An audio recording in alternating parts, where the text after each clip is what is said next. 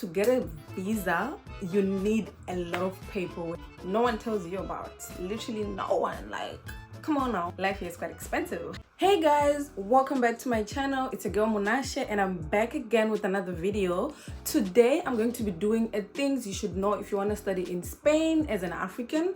I've looked for similar videos like this, but I could only find for people who were studying here, but they were like from other continents like the US or like Europe or like, I don't know, anywhere but Africa. So I was like, this would be interesting for my Africans. And I've also received a lot of DMs, which you can follow me on my Instagram here and on my TikTok here, of people asking me a lot of questions about studying in Spain.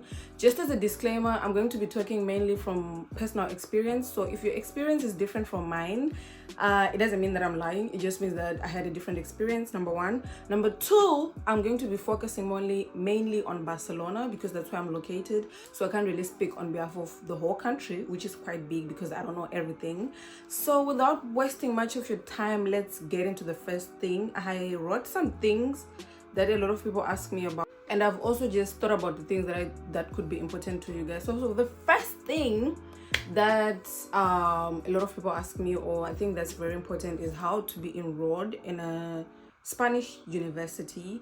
I honestly think that being enrolled in a Spanish university Spanish university is a university in Spain is relatively easy compared to other countries. I personally think that they're not really that strict. Like, I mean, at least it depends with what you want to study and things like that. I graduated. I was at a business school, and the enrollment there, I applied. Like, I already knew about the school because I traveled here before, thank God. But I basically just went on their website, and then I went on the apply now option, and then I applied, and then they had a lot of requirements that they wanted from me, like my grades, my AGCSE grades, which could also be O level. I don't know what the other levels in other countries, but in Zimbabwe they're O levels, and then if you did Cambridge, the IGCSEs. I also had written my AS, so they also asked for my AS level results, and I gave them that, and then they asked me for my predicted A level results, which I also gave them. And on top of that, I had to write like a motivational letter just for them to test my English. Even though it's a Spanish speaking country, I went to an international school, so everything was in English, so that was different. I honestly actually can't speak on like Spanish universities because I didn't go there. I went to an international school. So after that, they took some time. I wrote my letter and everything, and then after that I got a letter that I was conditionally enrolled, and then I had some certain requirements I had to meet, but it was very easy. They help you with each and every step.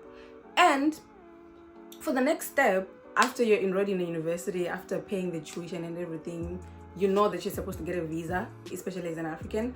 And the visa process, for me at first, I was using an agent, and honestly I realized that I could do it by myself. So I ended up stopping using an agent, and I just went to the embassy. In Zimbabwe we have a Spanish embassy, which is also a good thing. So I went there and I asked them all the questions. To be honest guys, to get a visa, you need a lot of paperwork. You need financial support, you need proof of accommodation here in Spain, you need an enrollment letter from your school, I had to get a recommendation letter from my school back home at my high school. There was a lot of letters that my dad had to write to prove that he was going to financially aid me. There was a lot of things, like a lot of documents that I can't even think of right now that I had to submit, but they are all achievable at the end of the day. That was the good thing. Like, I managed to get all the papers, and after you get all the papers, and also if you want me to get into detail about the visas, you can tell me and then I can go in more detail. But the most important thing is to make sure that you have proof of accommodation, that you're going to be staying here, and that you've paid, I think, like the first month of the rent or something, and month of the rent of the month, I don't know. And then also proof of enrollment to show that you are a student who's going to study, and also financial support. And then the other things are like extra documents, but those are like the most important things. And after that, I think I got my visa in like 3 weeks. Gathering the documents was a long process, but after that I got my visa in 3 weeks, and I was ready to come to Barcelona. One thing that I didn't know, that no one told me, was the fact that after you come, my apologies if you could hear the dog noises outside. My window was open, but what I was saying is that after you come, your visa is only valid, I think, for 3 months if I'm not mistaken, and then after that you have to get a student permit.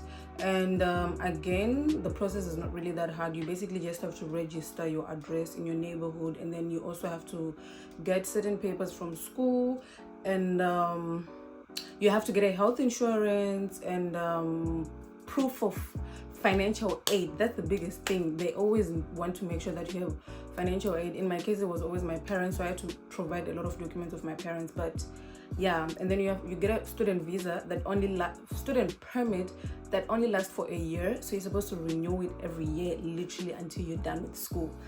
But once I got an agent, which I was recommended by my school, and honestly it was very easy, and I've been using the same agent up until now, and it's been amazing. It takes long, the process is long, but once you got it, honestly. The next thing is getting accommodation. This has also been a big question. My university, because it's such a big, it's also called EU Business School, if you're curious. That's the school that I went to. But they really help you with, like, once they enroll you, once they give you the letter of enrollment, they really help you with everything. So on our website, on my school website, we had like a list of residences we could go to, and I just applied to one of the residences. So I stayed in a student residence for a year. But for people that don't want to stay in residences, because residences can also be pricey, there's an application called Idealista, which no one tells you about. Literally no one. Like, come on now. Anyways, there's that application where you basically can filter your location, your price range, your requirements, and everything, and you get options. But basically with that application, it's usually renting rooms, which you can rent with locals. You can literally be a roommate with a Catalan person or Spanish person, anyone. But I think it's good, especially if you're an international student, because you want to be exposed to the culture. So yeah, I had an option to live at a residence, but then later I needed to move out because it was pricey, and I basically used that application, and I think I've moved like 2 to 3 times, and I've always used it. You just have to message the people once you find a room that you like or a house that you like. You can also rent an apartment, that you like. You can always message them, and then you guys can arrange on either seeing the house and things like that. All you need to make sure is that you're able to sign a contract. If you're back home, you need to be able to sign it online, because you need that contract when you're doing your visa. You need to show them your rental contract that is signed, and that says you're going to be living there for at least more than 6 months to be able to get a visa. But yeah. The next thing that I'm going to be talking about is the cost of living. A lot of people ask me how the cost of living here is compared to back home. Now, I'm not going to be able to speak on behalf of the whole of Africa, but compared to Zimbabwe, life here is quite expensive. It's really, really expensive. So I think that's something that you have to have in mind with, like, with inflation, because I came in 2020. With inflation, things have just been going up. Back then, I could buy proper groceries for a week at 20 euros or something. Now it's not enough. Like, the living expenses here are really, really high, especially in Barcelona, because Barcelona is a big city. Well, it's not really that big, but it's a very famous city. There's a lot of people getting in and getting out, and it's also like a very tourist city. So if you live in the center, everything is going to be high prices. So yeah, I don't really know what to say. Like, if you want to get like a room to rent, it ranges from like at least 400-500 euros. If you want like a proper room, 400-500 euros to 900 euros. Like, it's been getting worse, guys. I'm telling you, the living expense is actually crazy. I'm not gonna cap. Like, it's really not okay. But that's the living expenses. And then transportation. Barcelona, honestly, apparently compared to other European cities, Barcelona is like, it's not that bad. We basically, right now, I think there's like a card for people that are between the age of 18 to 35, I think, and I get a 40 euro ticket that I can use for 3 months, and I think that's amazing. You can use it to go anywhere. You can use it to use the bus, to metro, train, whatever, and to even go to some closer cities that are like in the proximity of Barcelona. So that's very, very amazing. And then on top of that, Getting around in Spain is so easy. Like, the public transportation here is great, guys. I'm not even gonna lie. You're always gonna get a metro, you're always gonna get a bus, you're always gonna get a train to go anywhere. Like, there's no way you're not able to get transport. And there's transport, especially in the center, there's transport 24/7. After midnight, there are night buses, so you're always set when it comes. Like, and it's not easy to figure out. I remember when I came, I was panicking. I'm like, we don't get metros in Zim, and like the system is different. But honestly, it's really not hard to figure out things. So I managed to figure out very quickly. If you're really smart, honestly, and you use your Google Maps or your Apple Maps or whatever you have, it's so. Another common question is, do you need to be able to speak Spanish if you want to study in Spain? Now, I'd say it depends. It depends with the city that you're going to. It depends with the school that you're going to. If you're enrolled in a Spanish university, yes.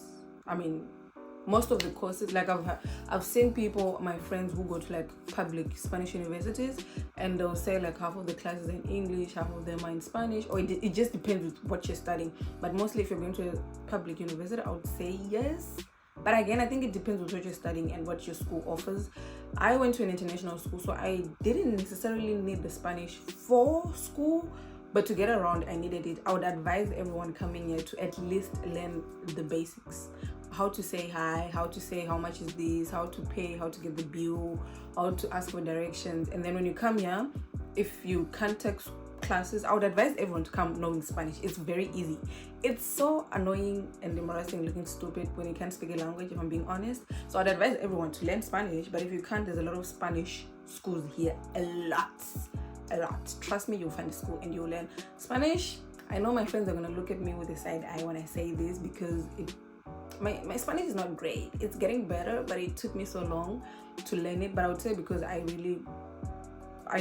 neglected myself when it came to learn Spanish. I didn't really put much effort.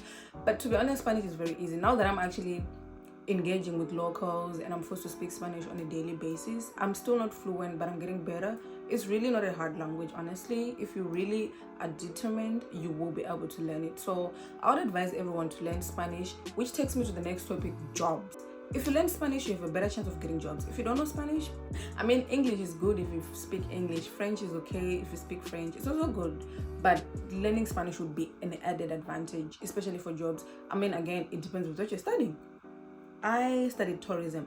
Spanish is a very important requirement to get part-time jobs. Now, I will say, I think if you know your Spanish, it's easy to get like summer jobs, part-time jobs and things like that. But if you don't know your Spanish, it might be hard. So I would say that in summer, because there's a lot of tourists coming in the country, it's very easy to get like summer jobs, especially in like restaurants, hotels and things like that. But again, you need to know your Spanish. You need to know your Spanish. That's what I would say. So yeah, I mean, if you want a job, but I would say the jobs, especially internships, some they're not really, they pay okay, but like, some internships don't even pay. I don't know. It's just a very complicated situation, which I can get into detail in another video. I don't know. The next one is health insurance. To be able to do a lot of your paperwork once you're here, to get your student permit and things like that, you need a health insurance. It's different with every company. I managed to get a health insurance with my bank account when I opened it here.